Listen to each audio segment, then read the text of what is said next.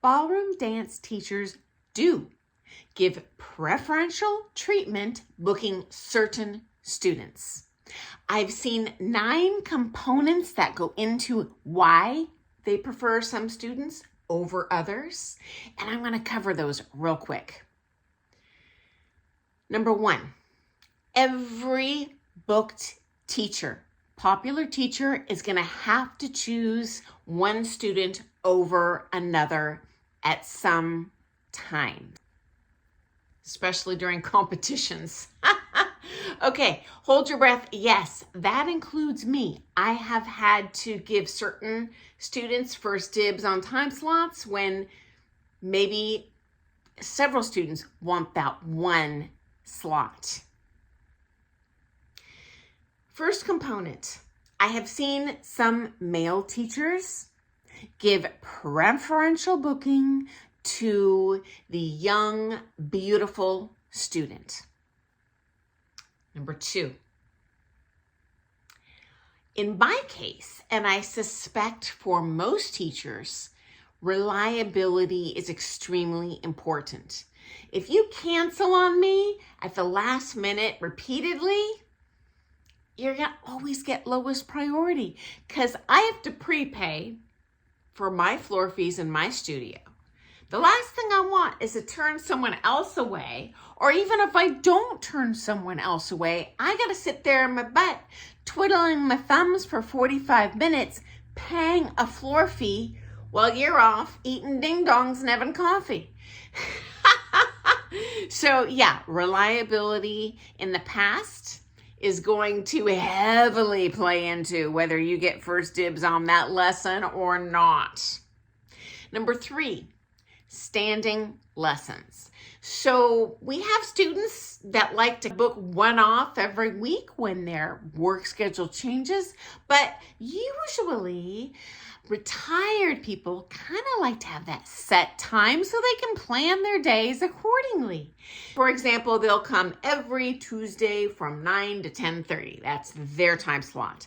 I always give preferential treatment to the student who owns that time slot.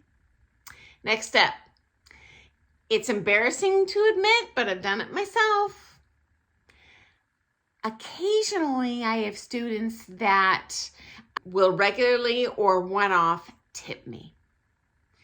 And for my own students who might be watching today, I love you regardless. This is never expected.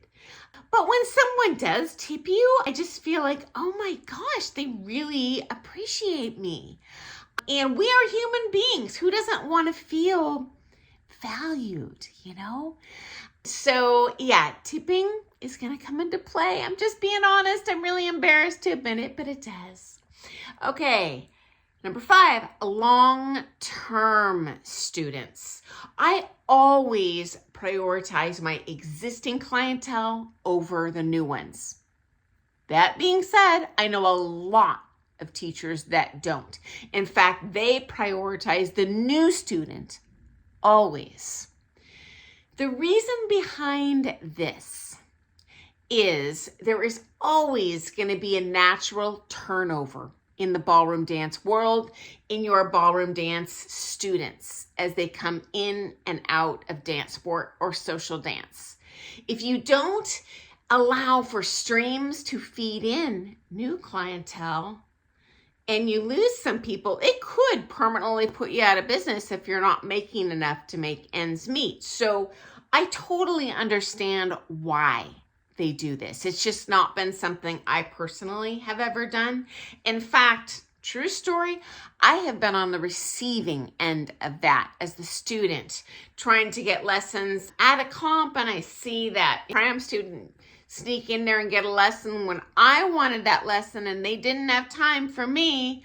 Sucks. And that's maybe my experience as an amateur. A big part of why I would never do that to my own student.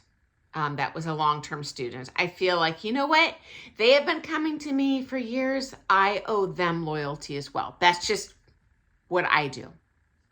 Number 6, dance emergencies.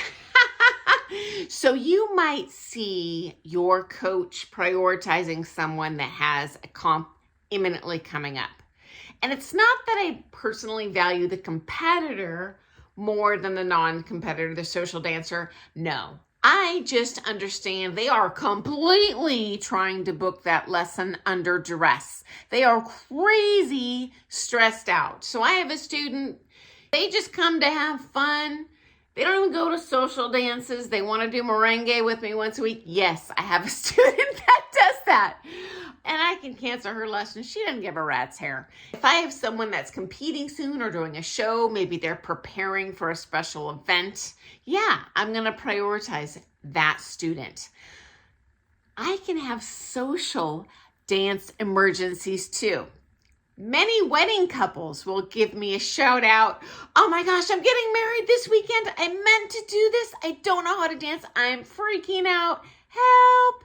And yeah, I definitely will give that person priority booking. The nice thing is with that wedding dance couple, give them a one-off 45-minute lesson and they're off to the races. The competitors might need a bunch of last-minute emergency intervention lessons.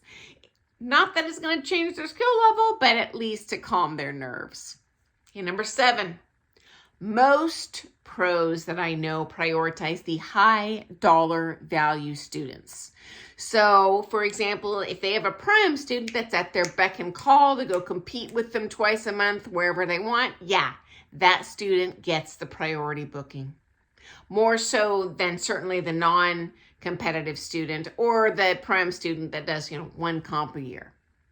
Okay. Number 8, I do not do this. However, I have seen pros prioritize students who threaten them. There are students who are high volume dancers. They want to take many privates a week, maybe 20.